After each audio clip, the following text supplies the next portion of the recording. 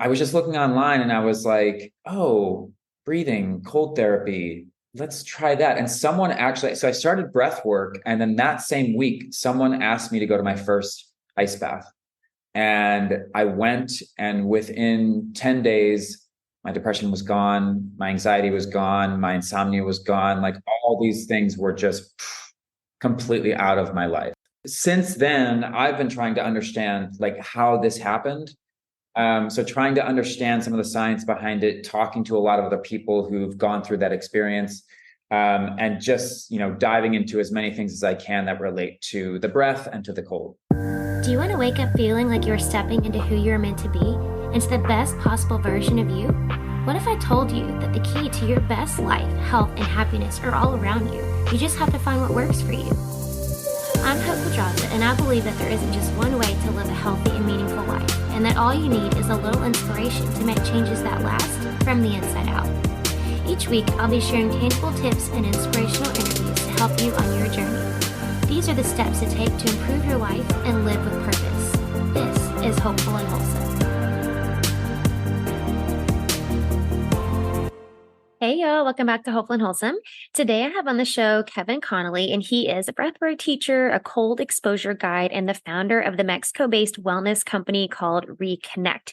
And he is the expert when it comes to cold therapy, has his own journey. And that's really what we're talking about today. We're honing in on this combination of breathwork and cold therapy, how it's totally transformed his life. We'll talk about his journey and all the benefits. It's a really trendy thing. I'm sure you see it all the time on Instagram and TikTok, all the people talking about cold therapy and cold plunges. And while it is trendy, there is actually a lot of science to back it up. And so he's going to talk about really the benefits of cold therapy, what it looks like to do your own cold therapy, and how it's important to really combine that breath work and this trauma-informed perspective that he takes for the people who come to his wellness company in Mexico.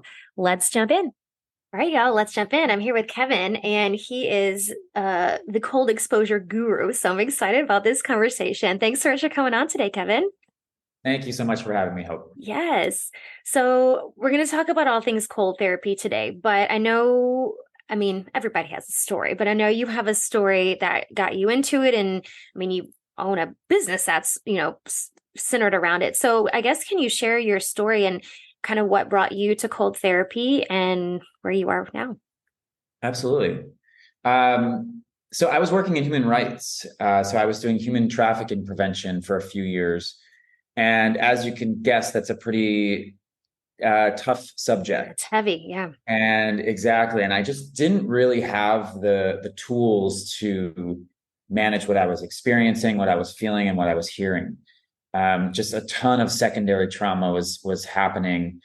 So when COVID hit and everything shut down, I didn't really have the tools that I was using. Like, I used to dance a lot. I used to go to see a lot of music, and suddenly that was gone. And so I just dipped into a pretty deep depression. And I'd never really, I'd always been a pretty mellow guy. But my anxiety got so bad that I thought someone was coming to kill me. And I was so energetically depressed that I just could not get off my couch. I had moved to Mexico hoping that I could escape my problems. But as we all know, that's not the way it works. And I just became, really suicidal, and, my whole kind of reality just sort of flipped on me. And all of all the bad habits you can think of, just sort of, I collected all of those. So it wasn't like it all happened at once, but it was a slow, trying to avoid that feeling by doing something else and doing something else. So I really didn't want to go the medication route. I'd had some friends and family who'd done that and were either still depressed or didn't survive. Right. So I was just looking online and I was like, oh, breathing, cold therapy. Let's try that. And someone actually, so I started breath work. And then that same week, someone asked me to go to my first ice bath. And I went, and within 10 days, my depression was gone. My anxiety was gone. My insomnia was gone. Wow. All these things were just completely out of my life. 10 So days. That's crazy. yeah. Yeah. I mean, and so since then, I've been trying to understand like how this happened. Hmm. So trying to understand some of the science behind it, talking to a lot of other people who've gone through that experience, and just, diving into as many things as I can that relate to the breath and to the cold. Hmm. So at what point did you realize, like, was it the 10-day mark, or what point did you realize, like, crap, I think this is working? Really quickly. I mean, Yeah. I started a breathwork teacher training because I Hmm. was like, I just want to jump into it. Um, and right away, like I quit smoking, like within 2 days, like I'd been smoking cigarettes on and off for years and years. And suddenly the craving for cigarettes was completely gone. That's crazy. Like 2 days after that, like my sleeping started to get better. And I actually started to like wake up a little bit earlier in the morning. Like, oh, Hmm. this is so nice. Um, so it was like almost instantaneous. Now, this was doing, 1 to 2 hours of breath work a day. This Hmm. wasn't like just a few minutes here and Right. there. Right. Um, but yeah, it was pretty instantaneous. That's crazy. Um, So, I mean, this is kind of like the whole cold therapy, like ice bath thing is kind of trendy right now. And I don't want that to, I don't know. I feel like there's so many amazing benefits. I feel like it kind of what's the word I'm looking for? Like the fanfare of it all, I feel like kind of diminishes from the real benefits of it because there's so many real benefits. yeah. And so what I guess for people listening, I think we've all heard of ice baths and cold therapy by now, but what is the actual science around it? Like why does it work so well? There's a couple reasons I think that it works really well. One is just how quickly it affects your body. So the moment you step into the cold, all of your blood vessels constrict. Mm. There's not many other things you can do that within a moment, something like that happens. Hmm. So that quickly happens. The second thing that happens is your sympathetic nervous system is activated, right? So you immediately start to breathe really quickly. However, when we lead people through the ice, we tell them like when you go in, you have to breathe slow, deep breaths, right? So while the sympathetic is going really fast and your breathing is going really quickly, you're just starting to slow it down. So you're kind of counteracting Hmm. your body's natural response. Hmm. And by doing that, you're relatively quickly slowing your heart rate, slowing your blood pressure. And so you kind of like jump on control of your body after it's had this very big reaction. Hmm. Um, and so that starts happening. And after about a minute, after a minute of pain, right? Like the pain goes up, up, up, up, and people are like, oh my God. But then it starts to plateau and then it starts to go down. So all of this happens within like a minute and 20 seconds. And you have this conversation with your brain where your brain is going, get out, get out, get out. It's Hmm. cold. Hmm. But once you get past that point and it starts to get, you start to feel okay, you're like, oh wow, I'm in control of my body. It's Right. not my brain. Right. It's not this negative self-talk. Hmm. Like I'm in control. Hmm. So I don't think there's anything else out there that does so many things that quickly. Now, Right. we could talk about like all the different chemicals that are released in your body. Like norepinephrine is released at massive amounts, right? Which is what antidepressants have. Hmm. Oxytocin levels increase, which low oxytocin levels are related to symptoms of someone suffering from depression. Hmm. Inflammation, right? This greatly decreases inflammation, and things like Alzheimer's, depression, ADHD, they're all related to inflammation of the brain. So, I mean, there's a lot of, I don't want to talk too much about the science because as you mentioned, like there is a lot, but I Hmm. think the most important part is that increase of blood in Yeah. the body. And most of us don't get that because we're so sedentary. We Right. sit all the time. We're not moving enough. But when you get out of the cold and your blood vessels open back up, Mm-hmm. it kind of acts as a garbage truck and just Mm-hmm. cleans all the waste out of your bloodstream and just promotes healthy blood flow through your body. Mm-hmm. So, and obviously healthy blood flow is good both physically, both mentally, and it's also good for sexual wellness as well. You know, a healthy cardiovascular system, a healthy circulatory system is a healthy sexual system as Yeah, well. yeah, for sure. So what made you when you moved, and side note, I love all of these COVID stories, like what, because it just like it Yeah. brought so many, just with all the destruction and everything, it just brought so many amazing things. Like who knows what would have happened and what path you would have been off if COVID wouldn't have hit, right? Like, I mean, not to say, I mean, you went through hard crap, but it's just so cool. So what made you pick? I mean, you could have picked anything. Like, what made you go to the cold therapy into breath work? You could have done meditation. You could have done plant medicine. You could have done anything. What made you pick those? I had been doing meditation for years. Like I Mm-hmm. used to live in Thailand. I studied with monks. Oh, cool. I did a lot of meditation. And in that moment, when you're sitting in a depression, suddenly things that maybe you used to be good at, you just feel like you're not Yeah. good at them Yeah. anymore. Yeah. And I was, living in Playa del Carmen, Mexico. There's so many things going on. I wanted to go out and do all these things, but I was just so energetically depressed. Yeah. I couldn't get off my couch. Yeah. So when I came across breath work, I was like, I can do that on my couch. I Mm-hmm. don't need to get up and go anywhere. So it was only after about 3 or 4 days of the course that a friend had texted me and said, hey, do you want to do an ice bath? And at that point, I was like, yeah, I'm ready. I can leave. I can go out and I can do it. So it all just kind of, half of it just came to me Can in fall a into place. Yeah. natural way. Yeah. Mm-hmm. Mm-hmm. Yeah. I mean, that's the best way to do it. Just let it all happen naturally and fall into place. I love that. So when you're doing, so you're talking about doing breath work, are there, is it specific breath patterns that you're doing when you're doing the cold therapy? Like what is the breath work like when you're kind of in the session?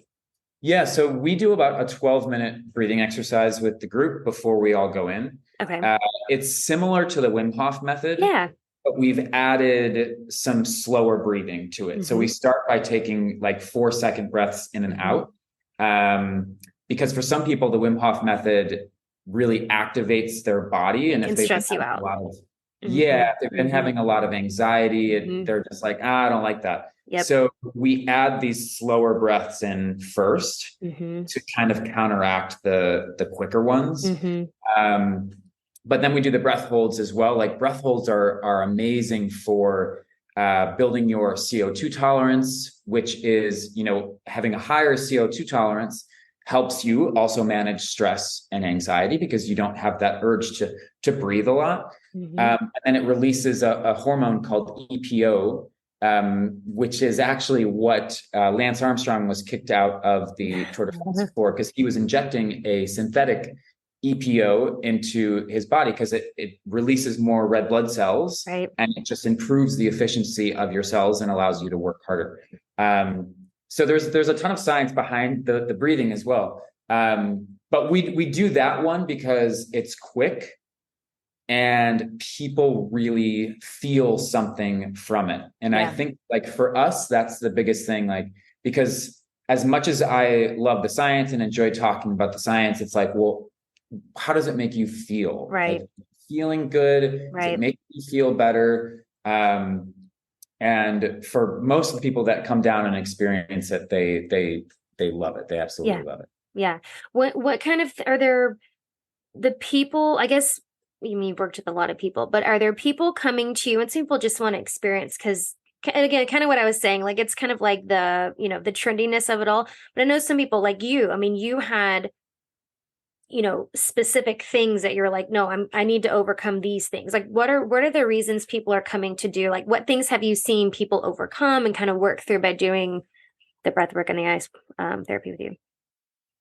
So I think one of the things that we all kind of talk about when we're down on the beach is the ability to do hard things. And I think that's something that I've experienced and that a lot of people who come down have experienced, because before we started doing it, anytime we'd get to a roadblock, we'd sort of see that and be like, it's too hard. I don't know how to do it.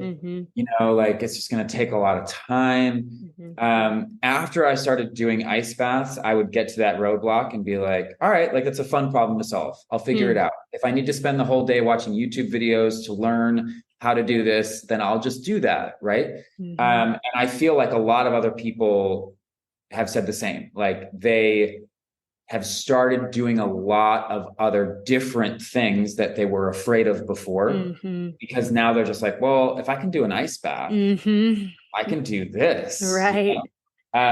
So I think that's one of the biggest things. The other one is actually weight loss. Surprisingly, because when you get out of the cold, I think this happens when you're in the cold and when you get out, but I know for sure when you get out, brown fat is activated in your body. Right.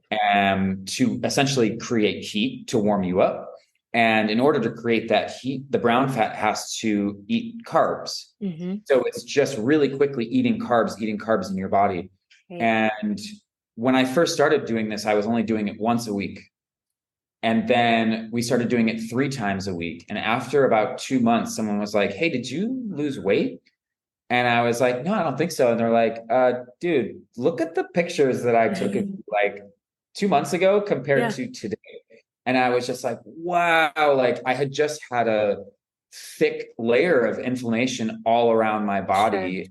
And within 2 months, it was gone. Like it was gone. And suddenly, like I had muscles in my back, like I had abs, like all these things were happening. And I think a lot of people, I was actually just talking to someone about it yesterday. He was just like, I don't understand. Like, I feel like I have like abs now. I'm like, yes, me too.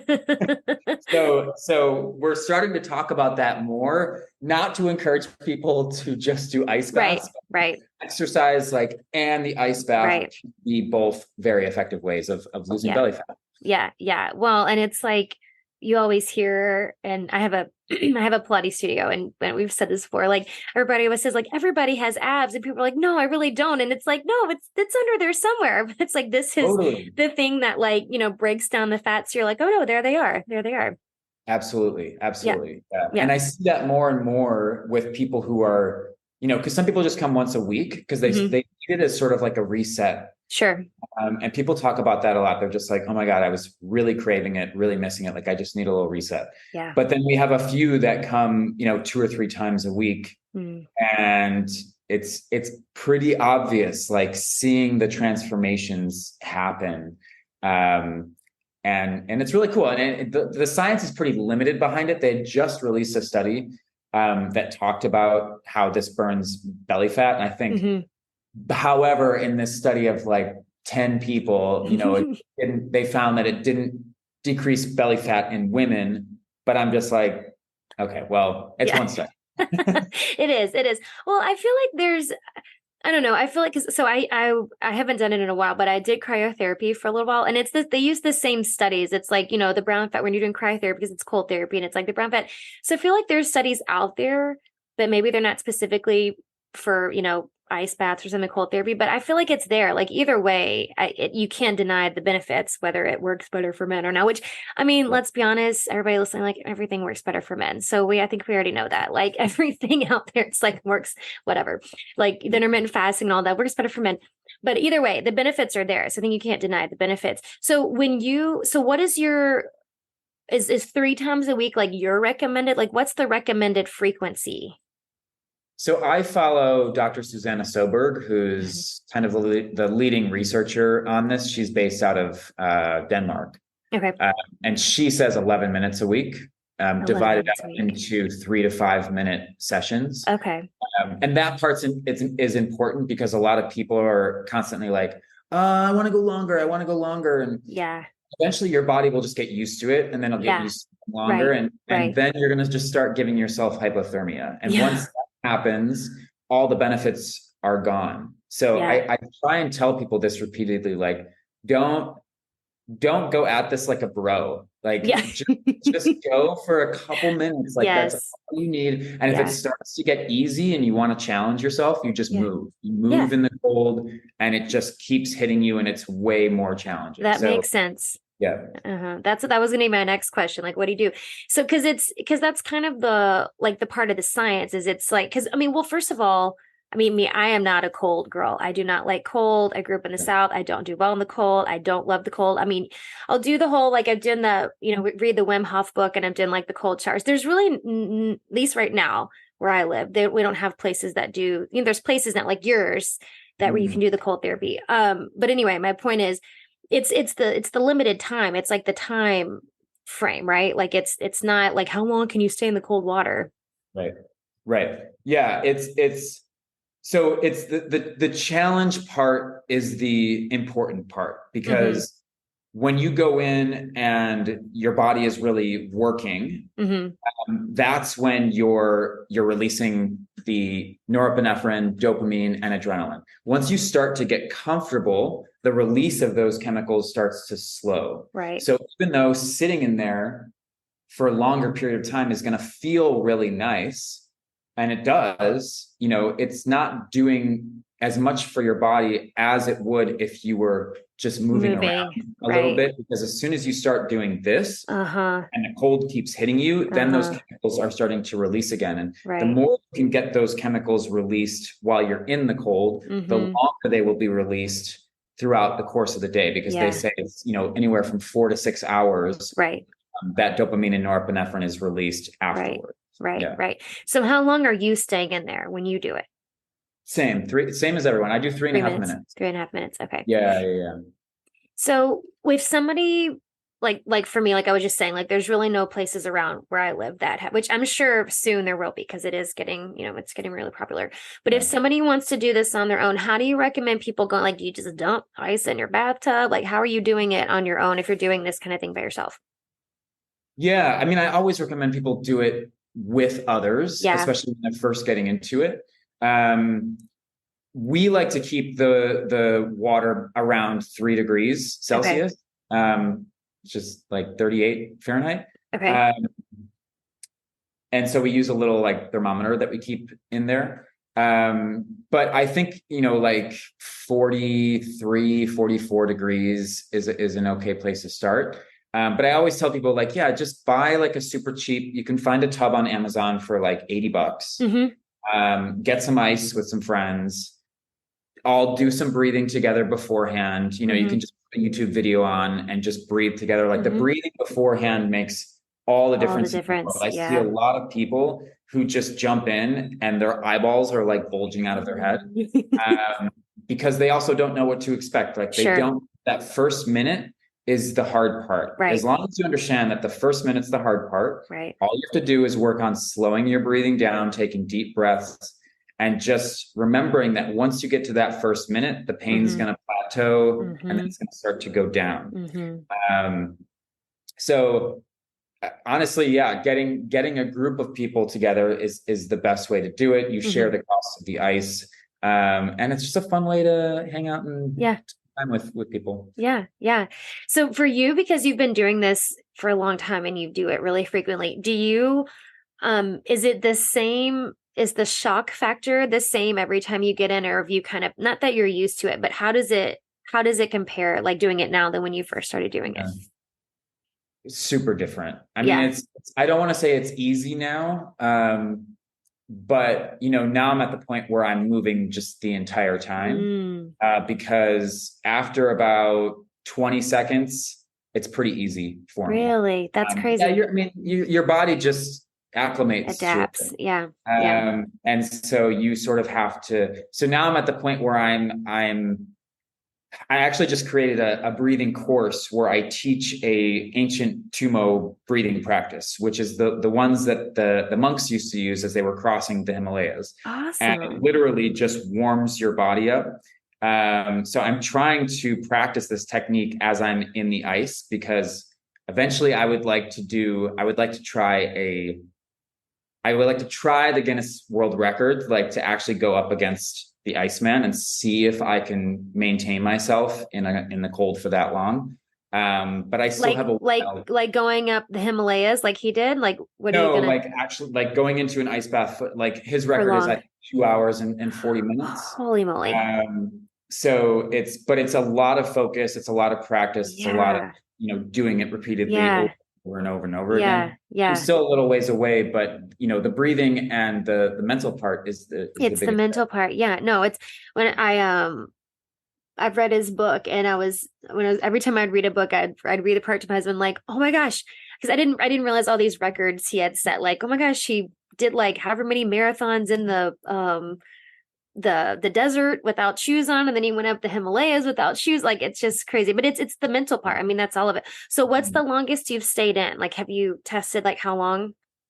I only did it once. I did 20 minutes Oh like my when gosh, I first got into it because that's I just crazy. wanted to see what would happen. Right. And part of the reason I did that was because people kept asking, like, hey, can I stay longer? Mm-hmm.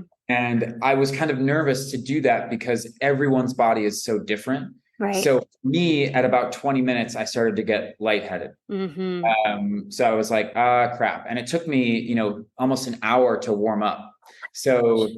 if it took me 20 minutes to get hypothermia and I was doing it all the time, it could take a regular person 7, 8. It just depends. So that's Right. why I always tell people, like, especially when you're first getting into it, have as much respect for the cold as Yeah. possible because hypothermia is not a joke. And Right.